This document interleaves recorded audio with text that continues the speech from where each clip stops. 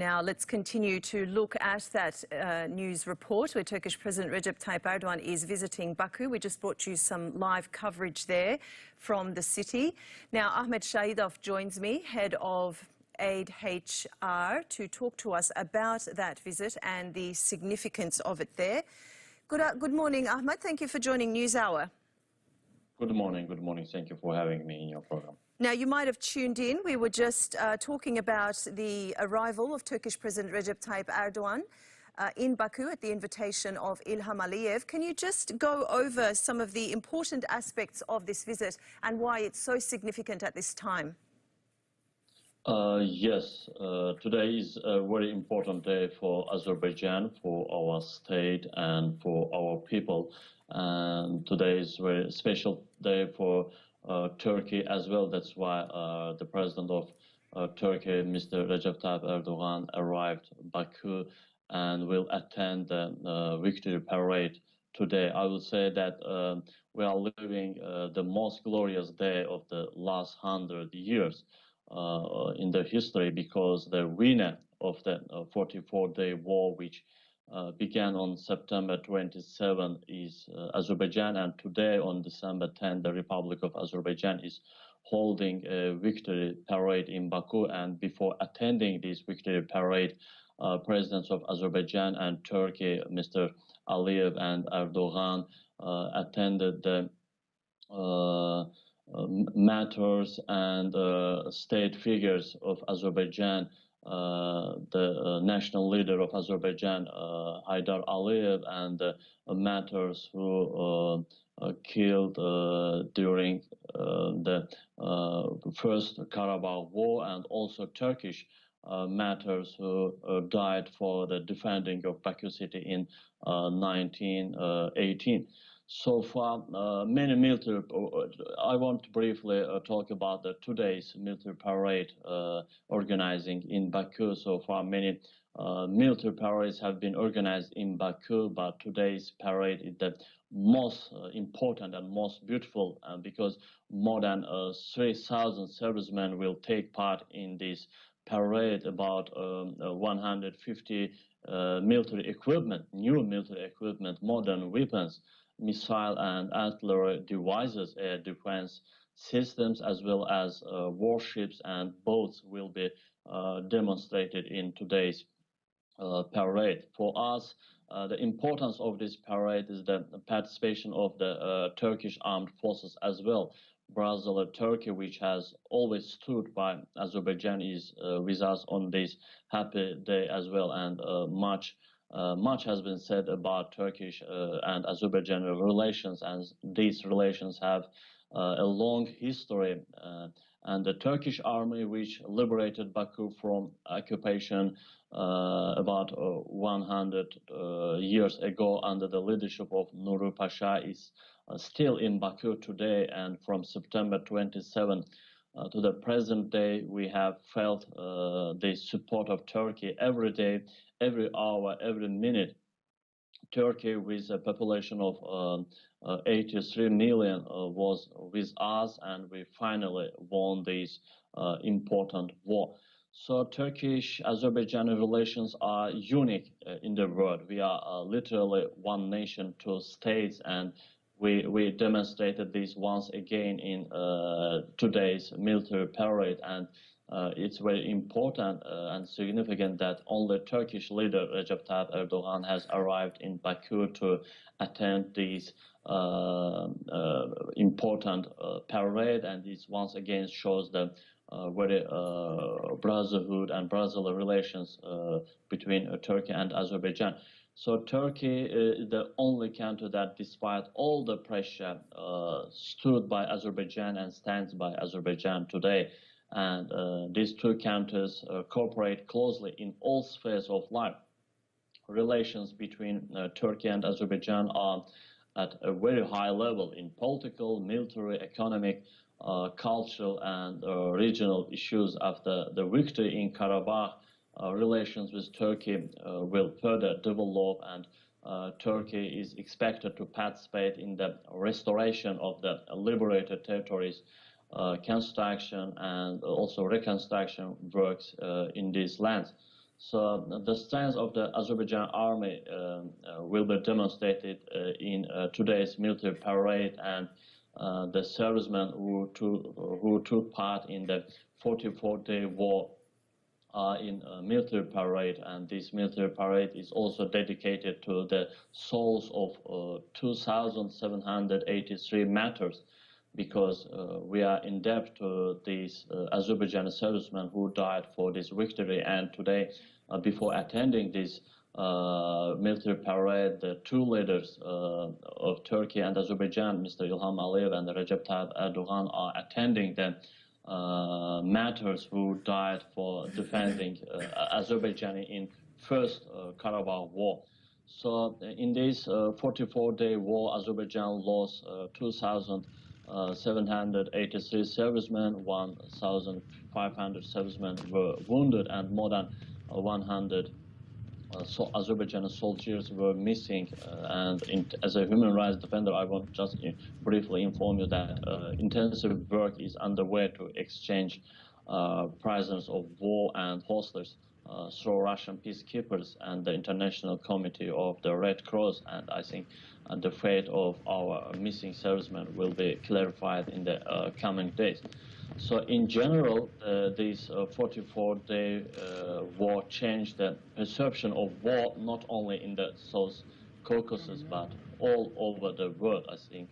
And many countries are already beginning to understand the Turkey's growing role in the world. The world defense industry is beginning to accept the importance of Turkish-made weapons, especially drones, and today Turkey is seen as an important power not only in the region but around the world, and many countries are seeking to partner with Turkey, with official Ankara. And the war in Karabakh and its aftermath have once again shown that the world is bigger than five, and that Turkey must be directly involved in a just solution to the world's conflicts, ongoing conflicts. And Turkey's authority and power must be used to make decisive decisions not only on conflicts but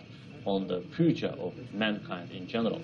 So, okay, Ahmad, now we've spoken about the liberation of Karabakh, a very, very significant event for Azerbaijan. And you did mention that this means a lot for your national both security and peace, and it's been a relief for the Azerbaijani people. But what does it mean for the relations between Turkey and Azerbaijan? What do we expect in the upcoming days and months? You know, Turkey is a brother country for Azerbaijan, and to Turkey, if we look to the history, Turkey always stands next to Azerbaijan, and we have experienced it. We have seen this experience 100 years ago. We have seen this practice in the first Karabakh War and the second Karabakh War from September 27. Every day, every hour, Turkish side supported Azerbaijan and expressed its readiness for support Azerbaijan in a battlefield as well. And the very significant issue that we have to underline today, Turkish political, economic, and military support to Azerbaijan. And thanks to Turkey, the third countries didn't involved to this conflict because of Turkish support to Azerbaijan. But then today we have the main mission on our agenda is restoration and construction of this liberated lands, Karabakh, and regarding the future of Karabakh and other liberated territories, I can say that Azerbaijan has a lot of work to do. And to 2021, the next year will be more important for Azerbaijan, and the main issues will be demining, the return of Azerbaijani IDPs to their homes and the revival of life in the region and the reconstruction of the infrastructure. And Turkey will support Azerbaijan in this issue as well. As you know, a couple days ago, Turkish military team arrived in Karabakh for demining these territories, liberated territories. And Turkey, we have signed some agreements with Turkish companies, construction companies, which will which will work on these liberated territories. And I think large-scale construction and restoration works will be carried out in Nagorno-Karabakh and other territories liberated from Armenian occupations. And in this regard, President of Azerbaijan, Ilham Aliyev, has already signed his first decree, and all historical and architectural monuments, mosques and churches destroyed in Nagorno-Karabakh over the past 30 years, including houses and infrastructure services, will be restored. And Turkey will play a very significant role in this process because Turkey and Turkish companies have a huge experience in this matter, and Azerbaijan and Turkey together will restore these liberated territories. And the Turkish army will be stationed in the territories, and this is one of the main issues. And Azerbaijan from the first days raised this issue, and this issue has already been resolved, and the Turkish army will be stationed in Agdam city and will jointly monitor the implementation of the ceasefire in the region. And it's also an insurance for Azerbaijan, strong insurance of peace, security, You have underlined that the most important aspect is to ensure the reconstruction of lands and facilitating inhabitants in the region. How is this going to begin, and what measures has the Azerbaijani government taken so far for the process? Can you tell us some certain items and concrete steps? Yes. Already first step have been taken by Azerbaijan, and President of Azerbaijan, Mr. Aliyev, has signed his first decree. It's touching the construction of road from Ganjab across the Fizuli and to Shusha. This is the main project that will lead to Shusha. After that, you know, the all liberated territories, Karabakh and surrounded regions are destroyed completely by Armenians and the last 30 years. And that's why, first of all, we should have a demining process in these regions, and to be sure that all these territories are safe for civil population of Azerbaijan. Then Azerbaijan will hold construction issues, construction work to build new roads to these territories, to Karabakh. After that, we will invite Turkish companies with local companies, Azerbaijani local companies. They will make new plan of infrastructure of these lands, and new works will carry out construction and reconstruction of these occupied territories. And there are a lot of plans to do in Nagorno-Karabakh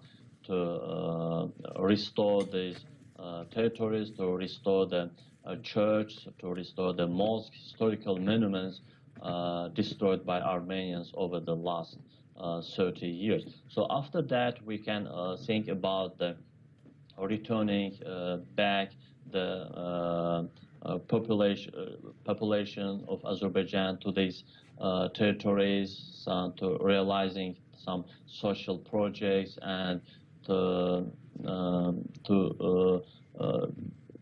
take these lands as a new tourism center of the world, because Nagorno-Karabakh has a very huge tourism potential, and I think that with the Turkey we can do a lot of in these lands. But for today, the first mission for Azerbaijan is demining this process and construction new roads to these new liberated cities. And first of all, before it, to ensure the security and the ceasefire, and in this process, Turkish army will be together with Azerbaijani soldiers.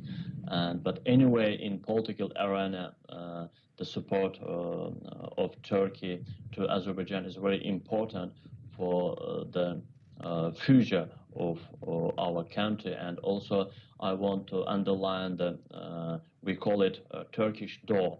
I want to underline this corridor across the Nakhchivan from Turkey to Azerbaijan, and this corridor will link Azerbaijan and Turkey on ground. And this is very important. I think that it will take cooperation and relations between Turkey and Azerbaijan to a new stage, and the economic ties between Turkey and Azerbaijan will increase in future because of this Nakhchivan corridor. And it will link Turkey with China, and this is a very huge economic project, I think. Okay, Ahmed, thank you. That's very important there with the construction and roads, obviously. But I also want to ask you about the civilians. Now, during the conflict, a lot of people have had to leave their homes behind. People have lost their lives. So we can see that there's been an influx of refugees into the other cities of Azerbaijan to get away from the conflict. How will they be brought back? Are there any works happening at the moment to restore these people's lives in Karabakh? Yes, you know, since 1990s, from the first Karabakh war, we have about 1 million Azerbaijani refugees. They had to leave their land because of Armenian occupation. And today, almost 1 million Azerbaijani refugees are waiting to return to their land. And gradually, for terminating this occupying forces efforts, we tried our best. In 44 days, we received the support of Turkey, and our glorious army had the victory. And at the end of 30 years of invasion and occupation, we have come to the end, and we received the peace. And Azerbaijani people will never forget about the support of Turkish people, and may God rest all our martyrs' soul in peace.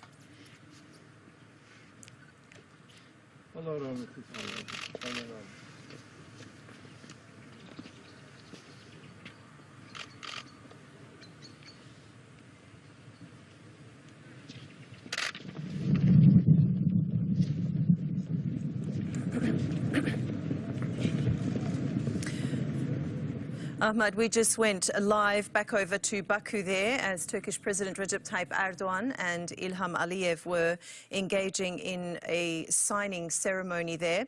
Now, sorry, please continue. You were talking about the 1 million refugees that have been displaced since 1990s. Let's continue to have a look at how these people will be brought back home and what's being done to ensure that. Yes, according to the agreement signed on November 10th between Armenia, Azerbaijan and Russia, one of the conditions of this agreement is the returning the Azerbaijani refugees to Nagorno-Karabakh.